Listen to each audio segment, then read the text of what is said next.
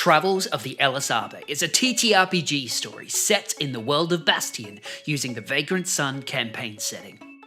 Tune into episode 49, Changeling. Twisting, turning, and undulating, the entire cavern came alive at the crew's approach. The cackling erupted into nefarious laughter, tinted in the same expressive tone of their cyanide friend.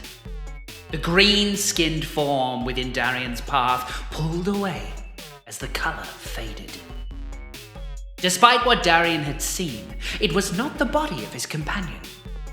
The green flesh began to drain into a sickly yellow colour.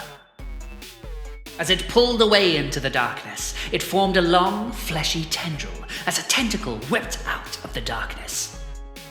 As it did, orbs of sickly, caustic fluid doused the plateau where the helpless crew of the Ellis Arbor stood. Drawing their weapons, they retaliated.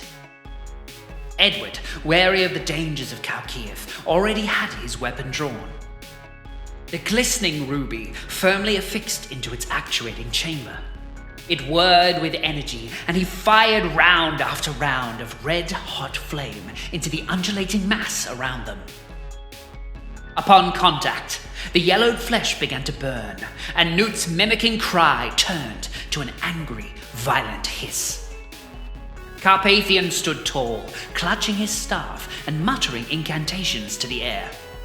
His form began to swirl with energy, dark shadows clinging to his cape.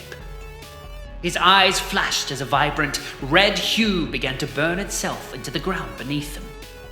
As it drew, the dark grey light of the chamber began to resonate with colour once more, dispelling the monochromatic effects of the abyss. All Darian could do was to turn on the spot, watching the undulating tentacles as they swirled in the darkness beyond.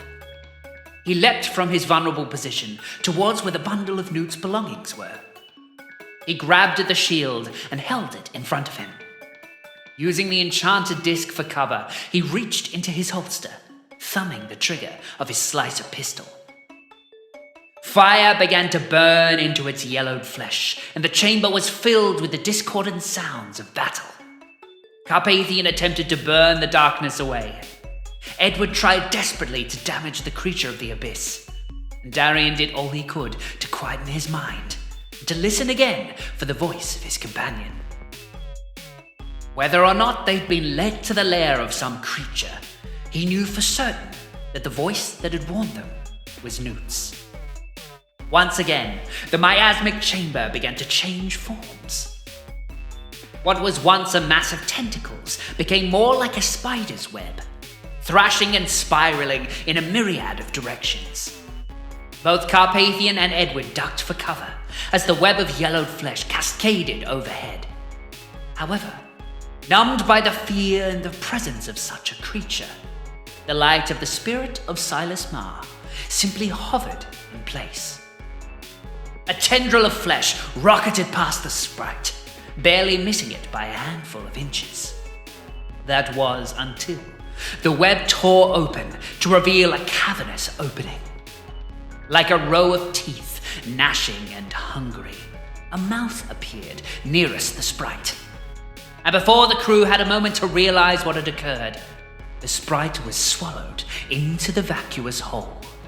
The gnashing of fangs, accompanied by the sound of a shrill cry, and the light of the spirit was extinguished.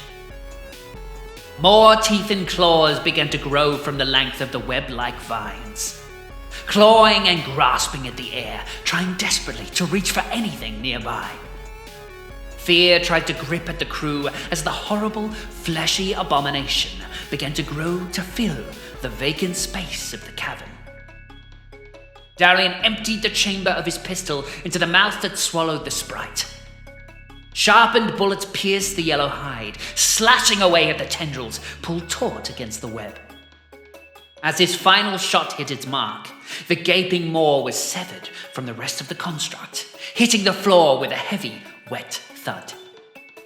As it lay, the flesh turned dark and curled away, before decaying to ash before their eyes. No vestige of the sprite's form remained. Darian had learned two things. This fleshy abomination could be destroyed, but any hope they had of retrieving the spirit was lost. Once more, the creature began to grow and change. The webs of its many limbs began to knit together, culminating in a singular, large mass near the center of the room. Tendrils of that ochre-colored mass began to slough onto the ground, turning to ash just as the disembodied section of web had become. As it gathered, it towered above each of the crew, taller and taller, until a pillar of demonic hunger stood before them. Gnashing teeth, clawing limbs, and orbs of dull white light began to appear across the amalgam. A monstrous form of all manner of horrors, grabbing at the air as if spurred into a fervid, ravenous hunger. Still, as it rose, Carpathian continued his incantation. Finally, the last elements of prose spoke aloud, and the wizard thrust his staff into the stonework, lighting the patterns of arcana and dispelling what darkness remained. A brilliant flash as the ground began to catch alight, like a spiral of holy, divine radiance, as the arcana met the form of the creature. It too caught alight, and began to draw across its unholy form.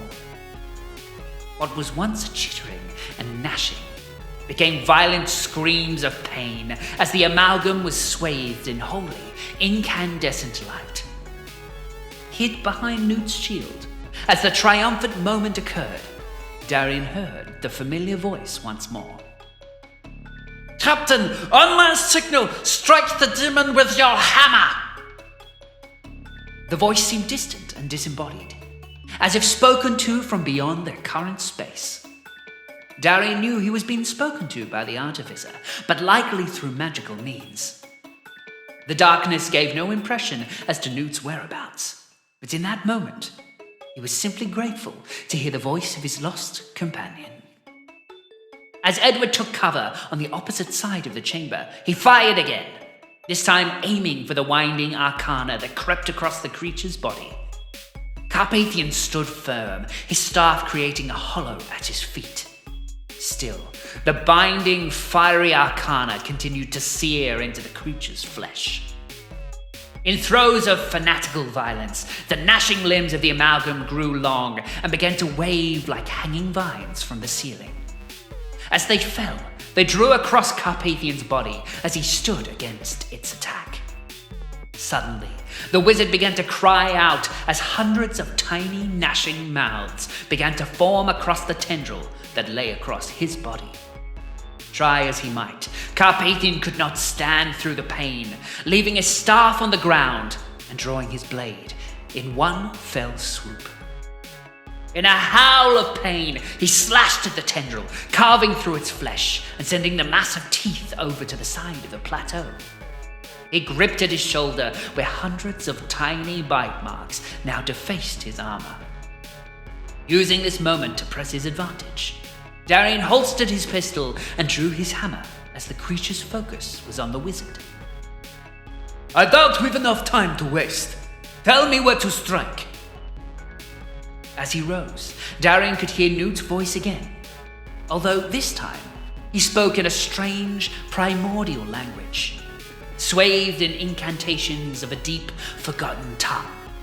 The words began to grip in Darian's mind as Nout cast a spell through his telepathic thoughts. From the grip of his hammer to the embellished steel end, tendrils of bright green arcana began to draw themselves across the weapon.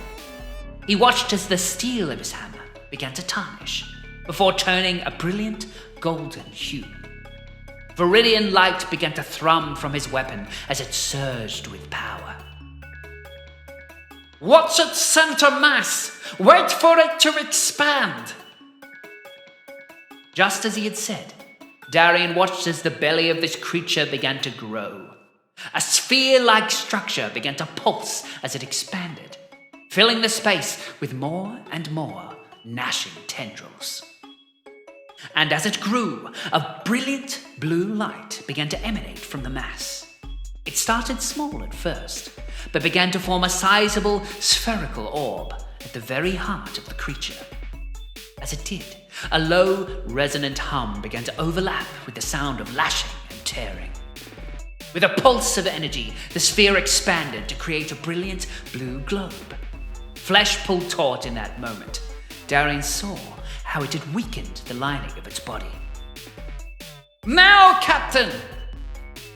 With a flourish, Darian turned his hammer in hand, and with one fell swing, struck the orb at the center of the amalgam. An explosion of green, blue, and red light. Carpathian's arcana burst. The orb at its center expanded to tear the amalgam apart, and the green sigils upon Darian's hammer, wreathing the demonic entity in dark striations. As all three elements met, they watched as the creature turned to ash. At its center, the blue glowing orb began to pulse and disperse the ash into the air. Each of its many writhing tendrils began to drift to the ground, many of which turned to ash before ever reaching it. And in but a few moments, the creature was naught but a stump of charred yellow flesh, now with a pulsing blue sphere left in the wake of its absolute destruction. Travels of the Ellis Arbor is made possible by the generous support of our subscribers, followers, and most notably, our patrons. Special thanks to new and existing patrons for our Moon, Wedge, Crown, and Hex tier subscriptions. Please subscribe, give a like or a comment, follow us on Twitter, and stay tuned for the next episode. Make sure to follow us here on YouTube, on Spotify, and on twitch.tv/lonomy. Don't forget, take care of each other.